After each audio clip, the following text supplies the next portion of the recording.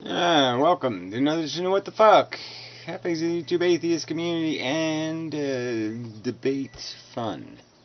Alright, so yeah, the debate fun was a little bit underfunded. Yeah, it was a little underfunded.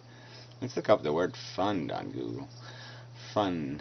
Anyway, um, anyway, yeah, so it was just kind of, mediocre. A little bit of reasonable conversation in places, but yeah, just sort of tedious and long and slow, and it just wasn't on my game kind of thing. And the players really didn't bring anything, so yeah, there just wasn't much happening. But I'm sort of in transition anyway, so I sort of expect to have these times when I'm just not very focused because, I'm looking for the new focuser. I'm looking for a new pair of glasses. Looking for a new angle, a new way to approach this conversational thing with the human race because, this way of doing it is obviously not succeeding very well. It's sort of failing dismally. So in that spirit, I am posting some videos at BrettKeenVideo.com. So it's actually working now. So this video is over there. Talking about video and talking.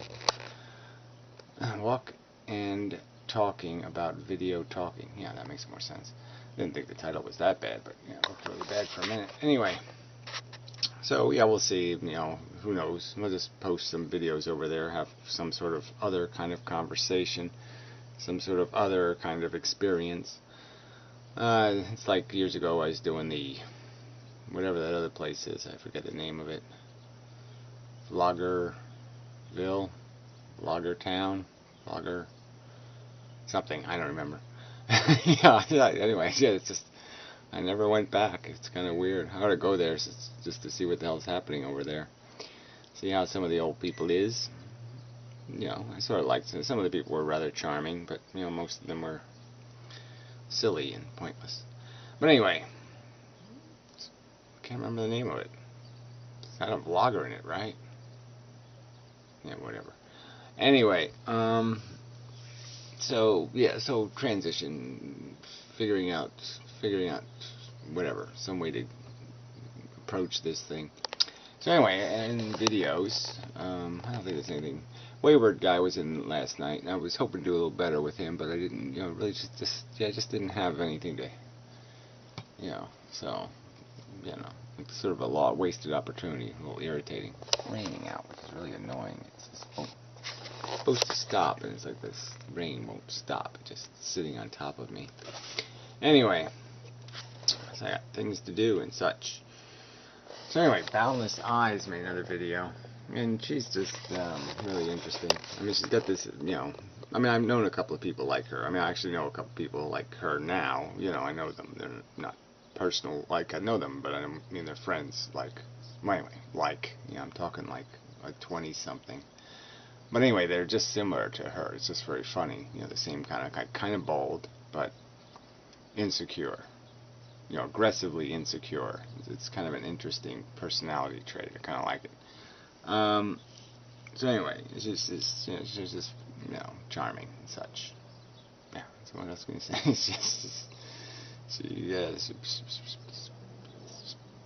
she whatever, something, she hits the right buttons somehow inside of me, and I just find her charming. So anyway, but she's just, she's very good at conversation and being a real person, and not wasting your time talking about nothing in kind of a something kind of way, which is sort of a talent and such. So something talent Piro doesn't have. So anyway, Piro is just somewhat irrelevant. Computer Report's doing, his videos just aren't saying anything to me. Cold, hot, lukewarm. It's all this metaphor crap. So he was talking a little bit to the David Mercado guy, who's turned into the religious kook kind of thing. And it's just this bizarre conversation about these veils of now even what knowledge is, and we know what we are. We're just ingredients, right? And our creativity isn't even something we control. I mean, the ingredients are popped in. We learn stuff through life. We have experiences. And kind of the order of how we have those experiences will dictate a lot about what we make into it. Like which you pour into the bowl first will kind of decide whether you end up with like oatmeal or, you know, super cool flambe stuff or something. I mean, what it ends up baking into. It's like, yeah, it's like the order of how you do this stuff. So it's like you bake the thing before you put all the ingredients in, and then you pour the extra ingredients on it after you cook it. Yeah, it's going to be completely different than if you do things in the right order and all that kind of crap. But anyway, we're just ingredients, experiences, and you know, we pop out the, you know, easy bake oven version of it. You know, it mixes around in the furnace, you know, the fireless furnace of ourselves, and it gets cooked into whatever this sentence I just spoke. I mean, all of it is a, you know, a process of just conforming me through throwing crap at the wall that is me. You know, crap comes in, it gets stuck on the wall, and then stuff falls off the wall, and it falls into the pot, and it gets mixed in there, and, you know, I throw it, my brain throws it back on the wall, and, you know, more stuff falls into the pot, and it throws that, cooks that a little bit, throws it back up on the wall. I mean, it's just this mechanical process. That's all we are. There's no freedom here. There's no choice here. There's no anything here. There's just mechanical process, and you can put a label on it, Inmendham, and that's what I am. That's what's happening here. I'm not creating anything. I'm not doing anything. My brain is doing all this shit based on how it's been conformed by life experience and, you know, the physical structure. I mean, the shape of the pot and the ingredients you put in. There's not much else working here. Not that complicated. So anyway, enough of that shit. Into kind of odd. Sort of, he got a little bit more interesting this week. I mean, he was a little more,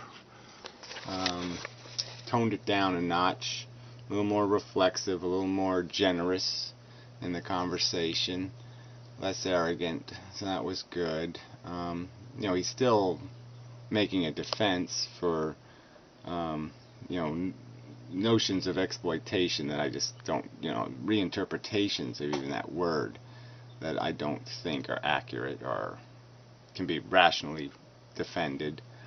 But it's you know, what you're getting is the smell of what's really happening here. Is he's like some guy, the recovering alcoholic, you know, who uses AA to get recovered.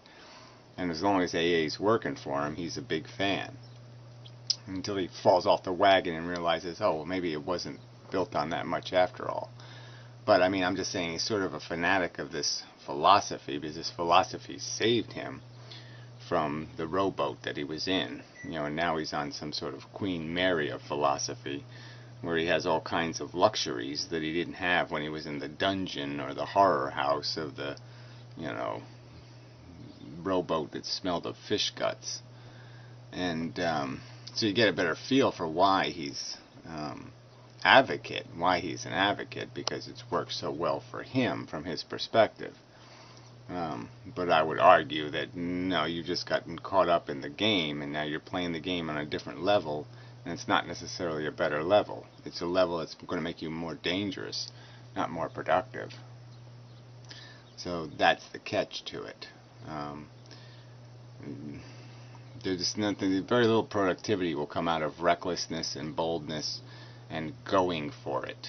These are really dangerous things to play with, and humanity has proven that. And this lack of caution and lack of apprehension and lack of concern of getting it right the first time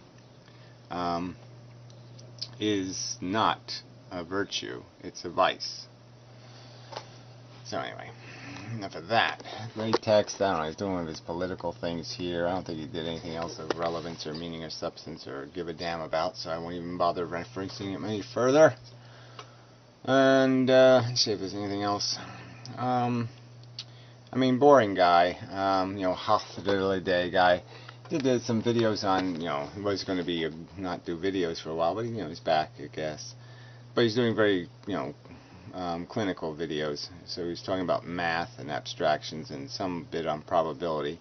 And so some of it's interesting. I mean, they're preposterously long videos, and there's a lot of ho-hum, pretty, staleness to it. But I mean, these are interesting conversations to have about what these words really mean. I mean, we have these words like spontaneous and random.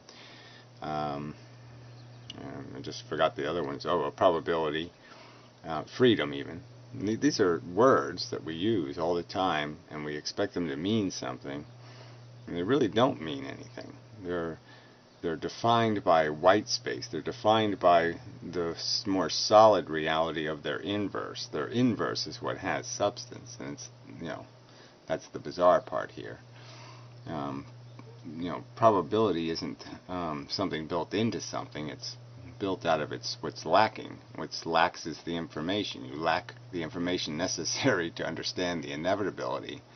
So probability is just an error, a substance of error, a confinement of error, a quotient of error that you establish. And if you have enough of that error, you can call it randomness, because there's so much error that you're not even going to get close to being able to predict outcomes beyond limiting them to possibility. So you just take the whole range of possibility and say that's the probability in that context, because I've completely randomized the result. I've randomized the variables by making the variables infinite. So infinite, because your ignorance is infinite. Yeah, that kind of thing. But anyway, I mean, it's an abstract way of looking at it, but I'm just saying that the idea is that the probability doesn't really exist. It's an abstraction. And randomness doesn't exist. It's an abstraction. And spontaneous obviously doesn't exist. These are really important words. Freedom doesn't exist. Confinement exists. Freedom doesn't exist. So, these are some important subjects, in my opinion. So anyway, so modern mystic, that's kind of getting to be a lost cause. I mean, we keep coming back to this base argument. I love the other arguments, the arguments where we don't deal with the base problem, which is his value negation. He just negates the existence of all value as a concept. Value is bullshit, and anything that a brain does is bullshit. Anything it produces as a phenomenon is bullshit. It's not just blood and cells moving. It's even more mechanical than that. It's just mattering. It's just electricity and chemistry. And regardless of what synthetically we experience, regardless of what kind of synthetic byproduct it produces that we call this conscious experience, it doesn't mean anything, because it is just a mechanical device throwing a tennis ball against the wall and hitting its own eye or something. And somehow, if I could create a real person and put a real person inside of a person, like there's a little mechanical man inside of me that was really doing the meing, feeling, and then he would have a little man inside his brain, and then he would have a little man inside his brain, and he would have a little man inside his brain. I suppose there's some sort of synthetic man feely thing. Like I could create a device, a little squishy device, and we could establish that squishy device creates sensation when you push it. When you push it, it goes ouch. It doesn't say ouch, but it just ouches. Like it just makes the ouch into consciousness. The conscious experience of ouch happens. He might take that seriously. If I could separate the very crudest part of my brain, the part that's just conscious enough just to go ouch, he might, and I could put that on a table, he might say, yeah, you can't hurt that thing. Don't press that because it's ouches. When you press that, this thing called the negative sensation is created. It makes negative sensation. That's all it does. It just makes negative sensation. So it's almost like I could create a mechanical part, a physical part that did that. He might accept it as a real thing then I was actually hurting something. So if I put actual squirrels inside my brain, squirrels that had ouch pillows in their brains, you might think it matters that the squirrels are unhappy. I don't know. But I'm just saying, it's just, there's no argument to be made. I mean, I can't negate having experienced consciousness. It would just be insane for me to say, oh, this is synthetic and it means absolutely nothing. It just seems like a preposterous idea. I can't get my hand around that in any way whatsoever. It's like, well, how do I grasp that rationally? That I'm having the experience. I can touch it, smell it, feel it, taste it. It's happening to me. I'm having consciousness. It's not nothing. It's definitely different than what this battery's doing. It's definitely different. It's way, way, way, way more something than what's going on in this battery. How can I negate it? How can I call it nothing? It doesn't make any sense to say it isn't what it appears to be. It appears to be something. Consciousness appears to be something rather substantial. In fact, the only thing that's substantial in the universe. Even though it's just immaterial, even though it's just a relationship, an arrangement of matter, it's really the only thing that matters. The matter doesn't matter. The phenomenon matters. Irony and such. So anyway, it's just a disappointing conversation because I think I'm going to be stuck. I think there probably is a right way to describe it. Something very clinical, very precise, where maybe he would have to concede an inch somewhere. Where you could make an argument that, the fact that it's an illusion or a hologram doesn't change the fact that even to make a hologram, there's a reality to it. It has real information in it. It has real interaction. And there's a real interaction that takes place that creates inside brains this notion of consciousness. Even if it's just a notion. As Einstein would say, going back to it again, it's one hell of a notion. It's one hell of a fucking illusion. Come on, man. You just can't negate it. You can't rationally negate it. In my opinion, right now, you can only irrationally negate it. There's no rational reason to deny what it appears to be. It just isn't. There has to be there has to be a reason. You have to have a reason to negate it as substance, because it reeks of substance. Something can't smell this much like something and be nothing. It just doesn't make any sense. It's like something can't be this visible and still be called invisible. I mean, you just can't take something and turn it into nothing. That just doesn't make rational sense. Alright, so I didn't want to make this video into a video. So what else needs to be described as news? There's probably some other news here. I'm working on stuff. Always working on stuff. Blah, blah, blah. Indexes and such. And this and that. I know there's something else. So there's the stupid Brett Keane thing. Some other website thing. What the hell was it? Yeah, I do want to do a video for Stickcam. Maybe I'll just do it with this what the fuck video. Well, then I'll know the questions too far in advance. I was just thinking people could list questions that I would answer while I'm doing the debate room thing. So if you had some issue that you had a problem with, you could post your gripe or your complaint and I could address it. So if there's something you want addressed, maybe I'll make a separate video for that. Yeah, I don't know. What else? Yeah, there's lots more comment videos to do. I mean, the comment stars, some of them are just hilarious. So I mean, I really should do the comment sections on some of these videos, because people just say these obnoxious things, and you're just like, well, that should be responded to. I mean, it's just so frickin' obnoxious. So I really should do that. Yeah. Alright, so that's probably enough. That's as close as I can get, I guess. Yeah, so there's that cartoon video too. I want to mention that again. Yeah, maybe I'll post this as a response to that video. Just post some videos as responses to that video, because it really is a good, I mean, the artwork is just amazing. And such. So, oh, there it is.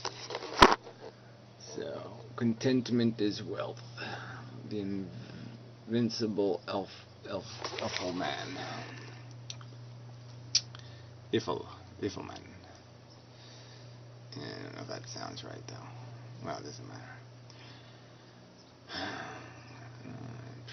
tired. I was tired last night. I mean, I kind of pittered out. You know, I left at like 5:30 or 6 o'clock or something. I just didn't really got tired. And I'm feeling really tired again, so. Or whatever. The summer hasn't really kicked in yet, so. Yeah, once the summer's here, I'll do better maybe. Gotta do a lot better. I got so much to do. Done. Well, anyway, there's probably something else. I know I'm forgetting something. It's just going to irritate me that I didn't remember it. But what the fuck? Yeah, you don't have to wait. Yeah, just wait. So anyway, till next time. And such and so forth and whatnot. Oh, a link to the MP3 be down there too. Such. Of the debate room. That was kind of boring.